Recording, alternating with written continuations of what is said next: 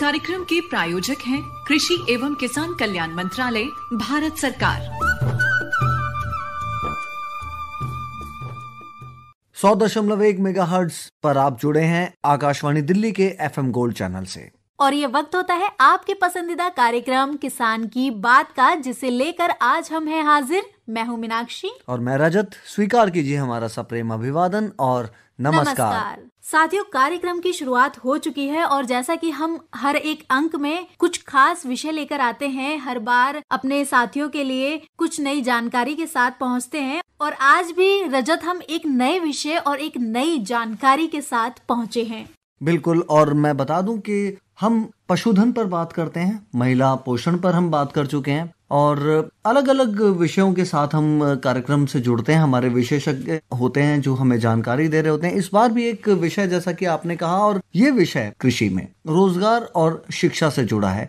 जैसा कि हम सभी जानते हैं मीनाक्षी, के कृषि के साथ जानकारी होना बहुत जरूरी है। और जैसे जैसे कृषि में तकनीकी ज्ञान आया है, प्रौद्योगिकी ने बहुत सारी चीजों की जगह ली है, उसके साथ साथ यहाँ रोजगार भी बढ़े हैं, रोजगार की संभावनाएं बढ़ी हैं। वो भी हमारे किसान मित्रों और जो भी कृषि व्यवसायी हैं उन्हें होनी बहुत जरूरी है। और आज का हमारा जो विषय है वो पूरी तरह से इसी पर केंद्रित है। और मैं बता दूं कि कृषि शिक्षा एवं रोजगार, इस विषय पर हम डॉक्टर गिरीश कुमार झा, जो हमारे विषय विशेषज्ञ हैं, इनसे बात करने वाले हैं। और इनसे बात कर रही है प्रीति।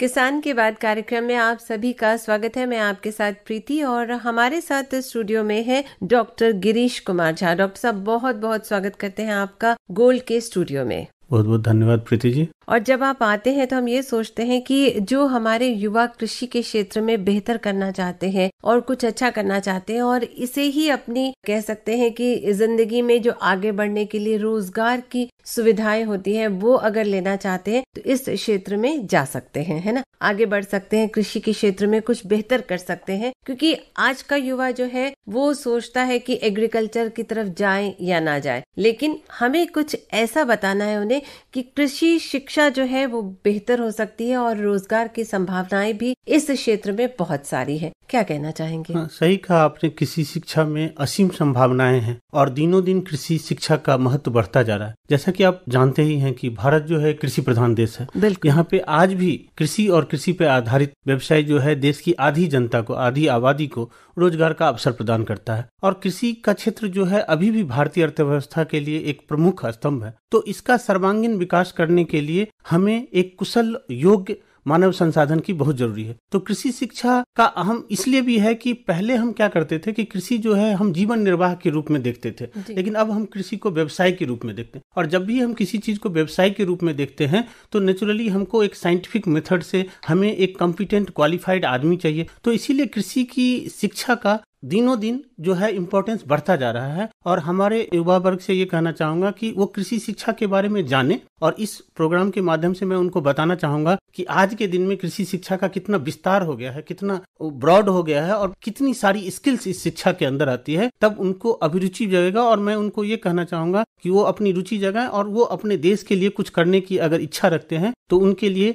कृषि से अच्छा क्षेत्र कोई नहीं है। कोई नहीं है। क्या बात है, बहुत अच्छी बात आपने बताई है डॉक्टर साहब। और डॉक्टर साहब का छोटा सा परिचय जो हम देना चाहेंगे। डॉक्टर गिरीश कुमार झा कृषि अर्थशास्त्र संभाग में है, प्रधान वैज्ञानिक है और भारतीय कृषि अनुसंधान संस्थान से जुड़े हैं, पूसा से। और हमारे प्रोग्राम में आप आते रहते हैं और हमारे किसान भाइयों को बहुत ही बेहतर बातें बताते रहते हैं हमेशा। तो मुझे ऐसा लगता है कि जिंदगी में कुछ बेहतर करने के लिए अगर आपको सही राह, सही दिशा दिखा दी जाए तो आप उस पर चलने लगते हैं। जैसे पहले क्या होता था डॉक्टर साहब कि घर में माता पिता कर रहे हैं, फिर नाना नानी, दादा दादी सब कृषि के क्षेत्र में है, बहुत सारी जमीन है उनके पास, तो वो कहीं ना कहीं बच्चों का रुझान धीरे धीरे उसमें आ जाता है या उन्हें बता दिया जाता है खेत में जाइए, ये कीजिए, माता पिता की हेल्प कीजिए। लेकिन अंदर से वो बच्चा सोचता है कि ये मुझे नहीं करना, मुझे कुछ अलग करना है, कुछ इस दिशा में जाना है, कुछ उधर जाना है। अपनी अपनी सोच होती है युवाओं की आगे बढ़ने की। लेकिन ये जो क्षेत्र है ये बहुत बेहतर है, लेकिन आप थोड़ी सी शिक्षा ले ले और ज्ञान ले ले तो आप बहुत ऊंचा उठ सकते हैं। क्यों? और खास करके क्या होता है कि जब भी हम खेती का कृषि शिक्षा की बात करते हैं तो हमें ऐसा लगता है कि हम धूप में खड़े हैं और खेत को जोत रहे हैं, और उसी तरह की यही एक कृषि शिक्षा है। और हमने देखा है, हम अभी रिसेंटली जो है एक कंप्यूटर सॉफ्टवेयर के लिए इंटरव्यू किया था और करीब 80-90 बच्चे आए थे, और उन सारे बच्चों को कृषि मतलब यही होता था कि हम धूप में जाएंगे और खेत में काम करेंगे। तो मैंने देखा कि लड़कियां ये कहती थी कि कृषि में हम कैसे शिक्षा लें, और उनको ये भी नहीं मालूम था कि हम कहाँ से शिक्षा लें। लेकिन अब समय बदल गया है, अब हम प्रिसीजन एग्रीकल्चर और हाईटेक एग्रीकल्चर की बात करते हैं।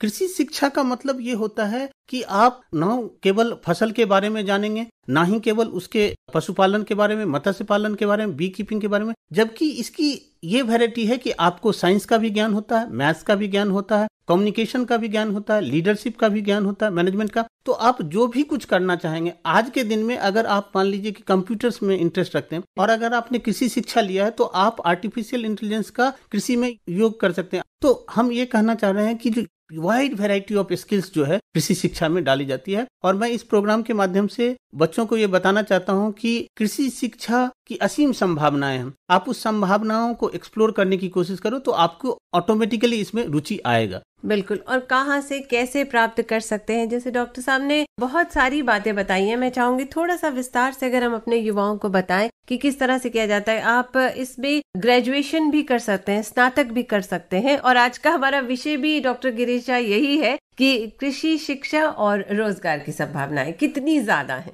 प्रीति जी, बेसिकली मैं ये बताना चाहता हूँ कि जो हमारे देश में जो कृषि शिक्षा है और अनुसंधान है, इसका भार पूरे देश के लिए एक ministry of agriculture and farmers welfare के अंदर में एक ऑटोनोमस बॉडी है, भारतीय कृषि अनुसंधान परिषद। उसके एजुकेशन डिवीजन को ये भार दिया गया है कि पूरी कंट्री में जो एग्रीकल्चर एजुकेशन हो और जो अनुसंधान हो उसको स्ट्रीमलाइन करने का भार दिया गया जी। तो अभी जिस तरह से आप 12वीं में साइंस लेते हैं, आर्ट्स लेते हैं, कॉमर्स लेते हैं, बहुत सारे जगहों में उत्तर प्रदेश, तमिलनाडु, बहुत सारे जगहों में आपको एक ऑप्शन एग्रीकल्चर का भी होता है। और उसी तरह से जब 12th के बाद आप MBBS की मेडिकल की तैयारी करते हैं, इंजीनियरिंग की तैयारी करते हैं, उसी समय आप एग्रीकल्चर की तैयारी करते हैं। जैसे कि ICAR जो है हर एक साल एनुअली जिस तरह से मेडिकल का एग्जाम्स होता है, इंजीनियरिंग का एंट्रेंस एग्जाम्स होता है, all India entrance examination for agriculture for under graduate, post graduate and PhD, ये एग्जाम करते हैं और तीनों का एग्जाम होता है। और अब मार्च महीने में इसका एप्लीकेशन मिलता है, मार्च अप्रैल में, और जून जुलाई में इसका एग्जाम होता है। आप एग्जाम देकर ग्रेजुएशन में बहुत सारी कृषि शिक्षा ले सकते हैं, जैसे कि BSc एग्रीकल्चर कर सकते हैं। आपको अगर बागवानी में इंटरेस्ट है तो आप BSc हॉर्टिकल्चर कर सकते हैं। आपको अगर फॉरेस्ट्री में इंटरेस्ट है तो आप BSc फॉरेस्ट्री कर सकते हैं। अगर मान लीजिए कि आपको मैथमेटिक्स में इंटरेस्ट है, आप इंजीनियर बनना चाहते हैं लेकिन आप चाहते हैं कृषि क्षेत्र में काम, तो आप BTech एग्रीकल्चर इंजीनियरिंग कर सकते हैं। आपको अगर डेयरी टेक्नोलॉजी करना है, आपको अगर एनिमल का डॉक्टर बनना है तो वेटनरी साइंस कर सकते हैं, तो BBSc कर सकते हैं। आप BSc सेरिकल्चर कर सकते हैं। अगर आपको बायोलॉजिकल साइंस में इंटरेस्ट है तो आप BSc बायोटेक्नोलॉजी कर सकते हैं, बाद में एग्रीकल्चर बायोटेक्नोलॉजी कर सकते हैं। तो हम ये कहना चाहते हैं कि आपका जिस तरह का, अगर आपको नंबर से खेलने का मत है तो आप BSc एग्रीकल्चर कर लीजिए और बाद में MSc जो है एग्रीकल्चर स्टैटिस्टिक्स से कर लीजिए। अगर आपको पॉलिसी में इंटरेस्ट है तो आप जो है कृषि अर्थशास्त्र से MSc कर लीजिए। इस तरह की असीम संभावनाएं हैं। आपका जो भी इंटरेस्ट हो उस इंटरेस्ट के हिसाब से आप सब्जेक्ट चुन सकते हैं।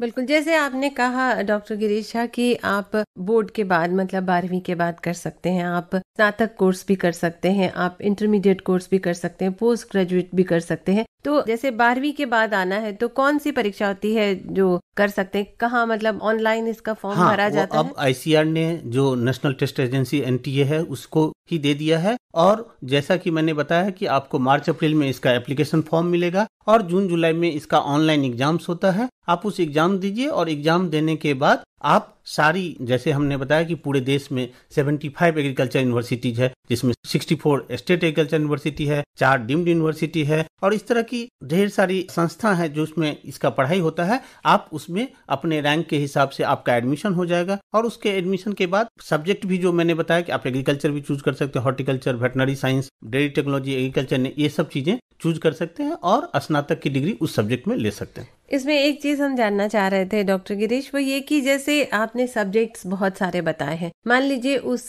बच्चे की या उस युवा की जो रुचि है वो डेयरी फार्म में है, लेकिन क्या ऐसा होता है कि मार्क्स के आधार पर आपको वो चीज मिलती है? जैसे यूपीएससी में होता है कि क्वालिफाई करते हैं लेकिन आप जैसा आपकी रैंकिंग होती है वैसे आपको मिलती है, तो क्या कृषि के क्षेत्र में भी ऐसा होता है कि रुझान कुछ है लेकिन आपके मार्क्स के हिसाब से आप पहला, दूसरा, तीसरा, क्या ऐसे श्रेणी में रखा जाता है? जी, हम लोग तो जानते ही हैं कि हर एक फील्ड में थोड़ा सा स्पर्धा है, प्रतिस्पर्धा है, तो आपको अगर अपने रुझान का सब्जेक्ट चाहिए तो रैंक भी इम्पोर्टेंट होता है। अगर मान लीजिए कि आप लेना चाहते हैं कोई सब्जेक्ट हॉर्टिकल्चर और हॉर्टिकल्चर का उस यूनिवर्सिटी में ज्यादा डिमांड है, तो ऑटोमेटिकली जो हायर रैंक वाले होंगे तो आपको अपनी, और आजकल तो कृषि क्षेत्र में जो लोगों बच्चों के रुचि आई है, तो हमने देखा है कि अब ज्यादा अच्छे रैंक होने चाहिए, तभी आपको चुनिंदा यूनिवर्सिटी, अच्छी यूनिवर्सिटी और अच्छा कोर्स मिल पाएगा। और इसमें कोई जरूरी नहीं है, जैसा मुझे लग रहा है, कि आपके परिवार में कोई कृषि से जुड़ा हो, ये कोई भी युवा इस दिशा में आगे बढ़ सकता है ना? हाँ, इसमें कोई जरूरी नहीं है। आपका इंटरेस्ट है, आप जाइए और एक बार आप स्नातक की डिग्री, आप उस सब्जेक्ट में एक अच्छा नॉलेज होता है, फिर हायर एजुकेशन के लिए जा सकते हैं। कोई और विशेष बात जो आप बताना चाहें इससे जुड़ी? मैं ये कहना चाह रहा था कि इसमें जो मैं कह रहा हूँ बार बार कि असीम संभावनाएं हैं। जैसे कि जब जॉब अपॉर्चुनिटी की बात होता है तो आप सिंपल ग्रेजुएट भी हो जाते हैं, तो बहुत सारे गवर्नमेंट डिपार्टमेंट्स में,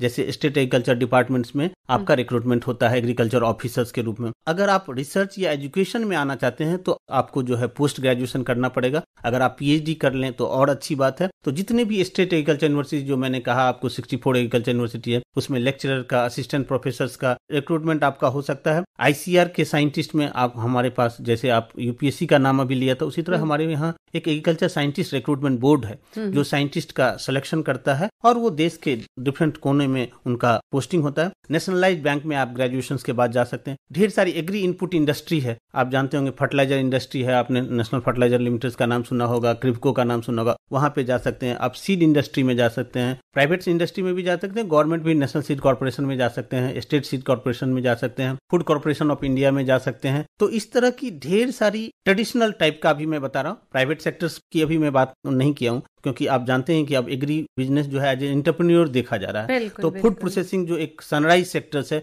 उसमें बहुत सारी संभावनाएं हैं। इंश्योरेंस कंपनी में भी आप जा सकते हैं, नॉन गवर्नमेंटल ऑर्गेनाइजेशन में जाते हैं, वेयर हाउसिंग अब बहुत अच्छी तरह से आ रहा है। तो हम ये कह रहे थे कि जो अपॉर्चुनिटीज है, जो आपके एम्प्लॉयमेंट अपॉर्चुनिटी जो बहुत ही ज्यादा है, और हम श्योर हैं कि आप अगर पढ़ाई अच्छे से कर रहे हैं तो आपको जॉब में कोई कमी नहीं होगी, कभी भी ऐसा नहीं हो कि आपको जॉब नहीं मिले। एक चीज और आपसे चलते चलते पूछना चाह रहे थे डॉक्टर गिरीश शाह, वो ये कि जैसे कुछ कोर्सेज होते हैं जिन्हें आपको रेगुलर बेसिस पे करना होता है, क्लासेस अटेंड करना होता है, प्रैक्टिकल्स होते हैं, क्या कृषि के क्षेत्र में युवा अगर करना चाहते हैं और उन्हें अपने अगल बगल इलाके में ऐसी कोई सुविधा नहीं है तो कॉरेस्पॉन्डेंस के माध्यम से, पत्राचार के माध्यम से भी इस कोर्स को किया जा सकता है? इसमें से कोई? हाँ, बहुत जगह जो है अभी पीजी डिप्लोमा कोर्स स्टार्ट किया गया है, जिसको कि आप पत्राचार के माध्यम से भी कर सकते हैं। और जैसा कि हमने कहा कि वोकेशनल टाइप की ट्रेनिंग भी होती है। जैसे कि आपके मान लीजिए कि आपने कोई ऐसा पढ़ाई नहीं किया लेकिन आपको मशरूम ग्रोइंग में इंटरेस्ट है, तो आप, जैसे कि हमारा भी इंस्टीट्यूट है भारतीय कृषि अनुसंधान संस्थान, वो भी ट्रेनिंग करवाता है, आप वहाँ भी प्रशिक्षण ले सकते हैं। बहुत सारे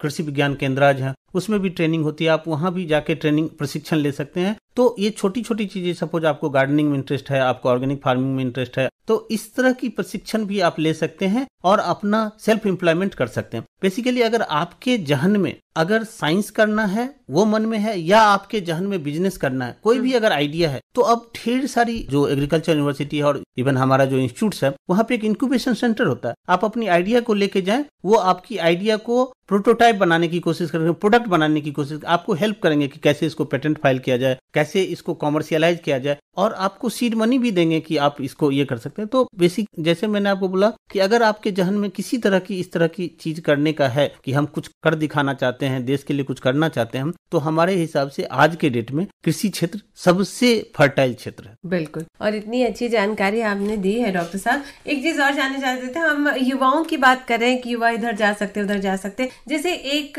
उम्र के बाद कहते हैं ये रिटायरमेंट एज है और अब इसके बाद नहीं, तो क्या वो लोग भी कुछ कोर्स करके कुछ अलग अलग से कर सकते हैं। जैसे आपने मशरूम की बात की है, अब वो फुर्सत के क्षण है तो वो चाहे कि हम कोई छोटा सा कोर्स करें और अपना मशरूम का शुरू कर लें, तो वो भी इस दिशा में जा सकते हैं। जैसे कि उम्र अभी हम सीमा तो नहीं है इसमें, कोई उम्र सीमा नहीं है। हम बहुत सारे ऐसे retired army officers, retired navy officers को जानते हैं, बहुत सारी मैं हाउसवाइफ्स को जानता हूं, जो कि एक लेवल के बाद उनको लगा कि हमें कुछ सीखना चाहिए और वो हमारे संस्थान में ही आकर मशरूम उत्पादन का जो है पैकेज एंड प्रैक्टिस सीखा, या जैसे कि मैंने कहा कि ऑर्गेनिक फार्मिंग का किया, और वो जाके खूब अच्छे से इवन अपने छोटे छोटे एरिया में लेके वो बहुत अच्छा कर रहे हैं। और वो हमारे साथ हमेशा टच में लगे रहते हैं कि हमने ये किया वो किया, अपनी सफलताओं का गुणगान करते रहते हैं और बहुत प्रसन्न है। और उनको मैंने बहुत रिटायर्ड ऑफिसर्स को मैंने देखा है कि उनके लिए कृषि एक पोस्ट रिटायरमेंट एक बहुत अच्छा जो है साधन है समय बिताने का और एक मैंने कंस्ट्रक्टिव टाइम पास करने का। बिल्कुल, बहुत अच्छी जानकारी आज आपने दी है डॉक्टर साहब। और मुझे ऐसा लगता है कि न सिर्फ युवा, कोई भी उम्र हो, शिक्षा के लिए कोई उम्र नहीं होती। आप कभी भी पढ़ सकते हैं, लिख सकते हैं, जानकारी ले सकते हैं और कुछ बेहतर हर दिशा में कर सकते हैं। और कृषि के क्षेत्र में तो बहुत सारी संभावनाएं हैं। डॉक्टर गिरीश, आप बहुत बहुत धन्यवाद स्टूडियो में आने के लिए और इतनी बेहतर जानकारी हमारे सभी किसान भाइयों को और हमारे युवाओं को देने के लिए बहुत बहुत धन्यवाद आपका। बहुत बहुत धन्यवाद प्रीति जी। बस जाते जाते मैं एक संदेश देना चाहता हूँ उन सभी बच्चों को जो 10th और 12th का एग्जाम था, उनको शुभकामनाएं। और वो अपना स्ट्रीम डिसाइड करने से पहले एक बार कृषि शिक्षा के बारे में जरूर एक्सप्लोर कर लें और तब डिसीजन लें कि उन्हें ये लेना है या नहीं। kkbongold@gmail.com पे आप हमें अपना प्रश्न लिख करके भेज सकते हैं और हमसे जुड़ने के लिए बहुत सारे माध्यम हैं। आप मोबाइल पर ऐप डाउनलोड करके सुन सकते हैं। FM गोल्ड लाइव स्ट्रीमिंग के माध्यम से आप सुन सकते हैं हमारा ये कार्यक्रम। और इसके अलावा अगर कभी ऐसा हो जाए कि आप हमारा कार्यक्रम नहीं सुन पाए हैं आज, तो अगले दिन आप ये कार्यक्रम YouTube पर भी सुन सकते हैं। तो जुड़े रहें FM गोल्ड के साथ और कार्यक्रम किसान की बात के साथ। नमस्कार।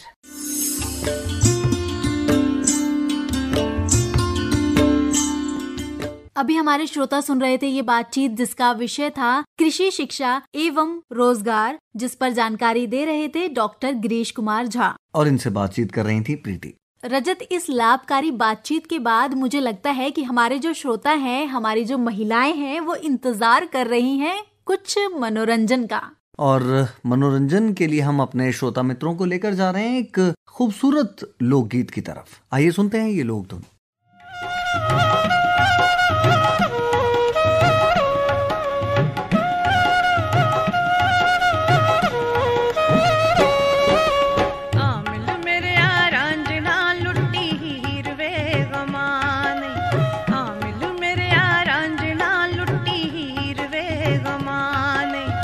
जोगी बन के हाल वे मुंदरा पाके सोनिया एक बारी फेरा पा जावे लुट्टी हीर वे गमाने।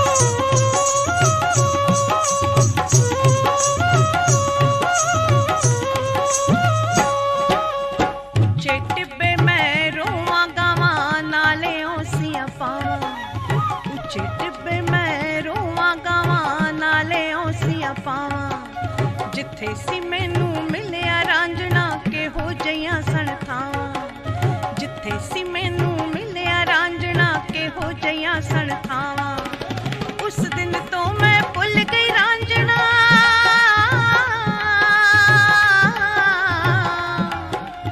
उस दिन तो मैं भुल गई रांझना, जिस दिन ले लिया लावां लुट्टी हीर वे गमाने, जोगी बन के हाल वे मुंदरा पाके, सोहणिया एक वारी फेरा पा जावे लुट्टी हीर वे गमाने, आ मिल मेरे रांझना लुट्टी हीर वे गमाने।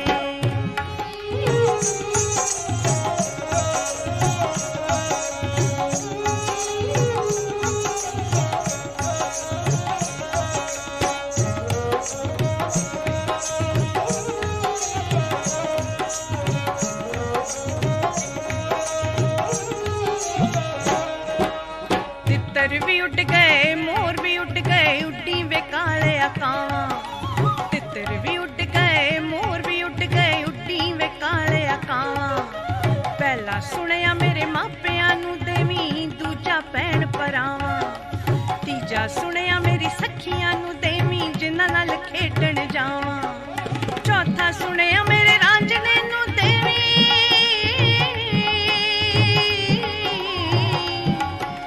चौथा सुनिया मेरे रांझने नू देवीं जिद नाल ले लिया लावां लुट्टी हीर वे गमाने, जोगी बन के हाल वे मुंदरा पाके, सोहणिया एक वारी फेरा पा जावे लुट्टी हीर वे गमाने, आ मिल मेरे रांझना लुट्टी हीर वे गमाने, आ मिल मेरे रांझना लुट्टी हीर वे गमाने, आ मिल मेरे रांझना लुट्टी हीर वे गमाने।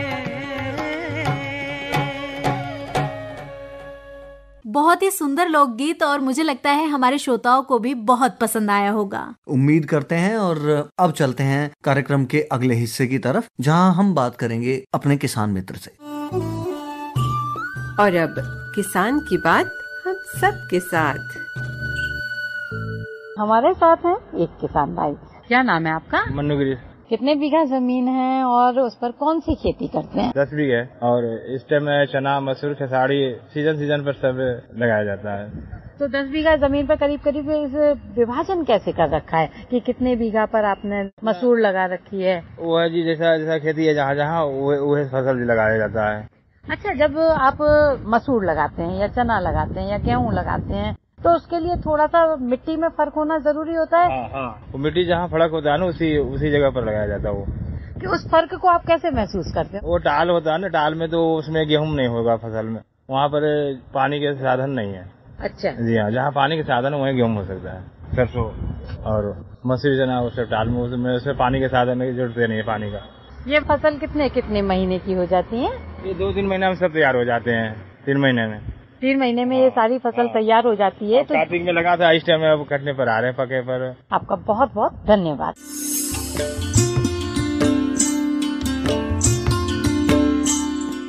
रजत, जैसा कि आप जानते हैं और हमारे श्रोता भी जानते हैं कि हम हर एक अंक में बाजार से जुड़ी ढेर सारी जानकारी अपने श्रोताओं के लिए लेकर आते हैं और उसी परंपरा को आगे बढ़ाते हुए आज भी जानते हैं बाजार भाव।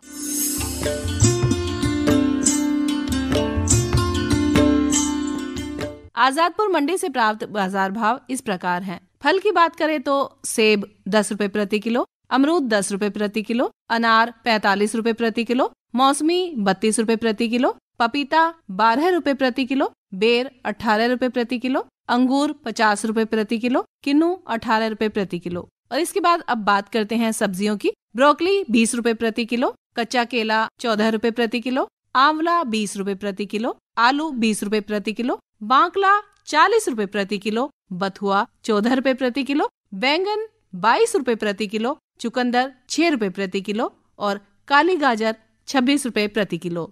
तो ये थे आज के बाजार भाव।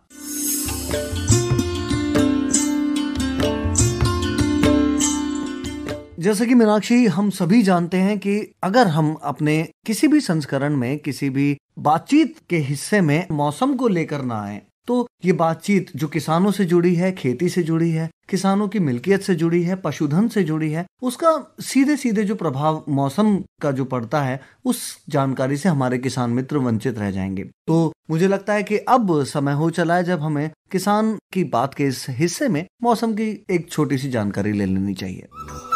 और अब मौसम की बात किसान के साथ। ग्रामीण कृषि मौसम सेवा कृषि भौतिकी संभाग से प्राप्त सूचना के अनुसार अधिकतम तापमान 20 डिग्री सेल्सियस और न्यूनतम तापमान 60 डिग्री सेल्सियस रहने की संभावना है। सापेक्षिक आर्द्रता का प्रतिशत अधिकतम 81 और न्यूनतम 50% रहने की संभावना है। इसके अलावा कृषि परामर्श सेवाओं कृषि भौतिकी संभाग के कृषि वैज्ञानिकों के अनुसार किसानों को सलाह है कि वे सभी फसलों और सब्जियों में सिंचाई कुछ दिनों तक न करें, क्योंकि फसलों में अभी पर्याप्त नमी है।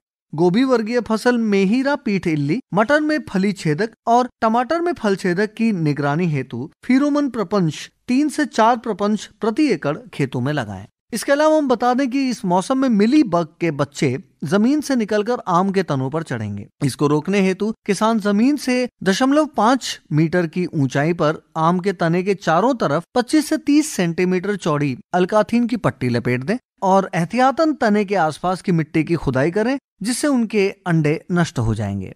टी अक्षर आकार के पक्षी बसेरा खेत के विभिन्न जगहों पर लगाते रहें। इस मौसम में गेंदे में कलिका और पुष्प सहीन रोग के संक्रमण की संभावना बढ़ जाती है, अतः किसान फसल की निगरानी करते रहें। यदि लक्षण दिखाई दें तो बाविस्टिन 1 ग्राम प्रति लीटर पानी में मिलाकर छिड़काव आसमान साफ होने पर करें। तो साथियों, ये थी आज की मौसम की जानकारी।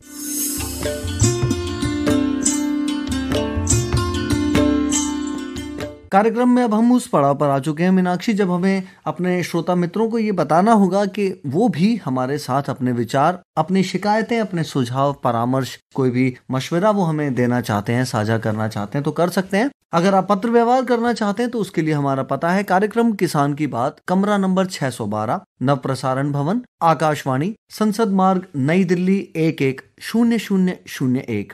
इसके अलावा रजत श्रोता हमें ईमेल भी भेज सकते हैं और हमारी ईमेल आईडी है kkbongold@gmail.com। श्रोताओं को हम बता दें कि वो हमें रेडियो सेट पर तो सुन ही सकते हैं, साथ ही साथ वो हमें मोबाइल ऐप के जरिए लाइव स्ट्रीमिंग पर भी सुन सकते हैं। और यदि किसी कारणवश वो हमारा कार्यक्रम नहीं सुन पाए हैं या ये अंक दोबारा सुनना चाहते हैं तो वो हमें YouTube के माध्यम से भी सुन सकते हैं। हमारे YouTube चैनल का नाम है आकाशवाणी दिल्ली। बहुत ही उपयोगी जानकारी। अब हम अपने कार्यक्रम को इससे पहले कि विराम दें, हम अपने श्रोता मित्रों को बता दें कि किसान की बात कार्यक्रम के कल के संस्करण में आप सुन पाएंगे पपीते की खेती एवं रोपण विषय पर बातचीत, और जिसमें हमारे विषय विशेषज्ञ होंगे डॉक्टर अनंत कुमार। इस विषय से जुड़ी किसी भी जानकारी के लिए आप हमारे स्टूडियो में सीधे फोन कर सकते हैं, हमारे एक्सपर्ट से बात कर सकते हैं। उसके लिए हमारे फोन नंबर्स होंगे 23421608 और 23421089।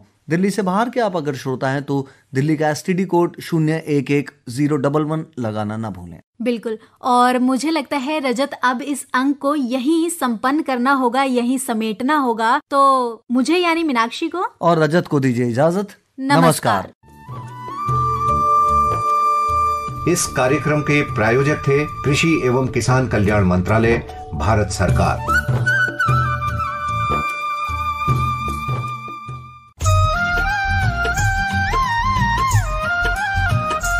ऐसी नई नई तरकीबें अब हमको है चुननी, ऐसी नई नई तरकीबें अब हमको है चुननी। लक्ष्य हमारा हर किसान की आमदनी दुगनी, लक्ष्य हमारा हर किसान की आमदनी दुगनी। ऐसी नई नई तरकीबें अब हमको है चुननी। श्रोताओं, अब वक्त होता है समाचारों का।